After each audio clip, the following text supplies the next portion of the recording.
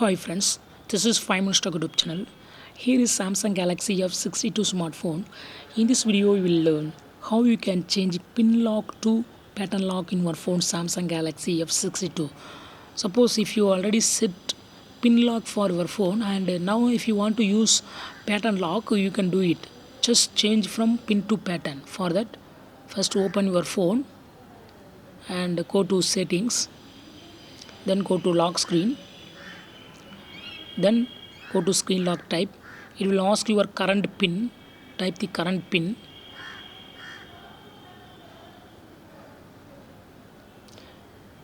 Click on next, and now you can select pattern. Now draw the desired pattern. I draw this pattern and click on continue. Again draw the same pattern to verify. Click on confirm. And now your phone will be changed from pin type lock to pattern type lock. Backup your pattern, just click on continue and go to home screen, and now unlock your phone. Now pattern is asked, so in this way you can easily change from pin lock type of lock to pattern lock type in your phone Samsung Galaxy F62. That's all friends, thanks for watching, bye.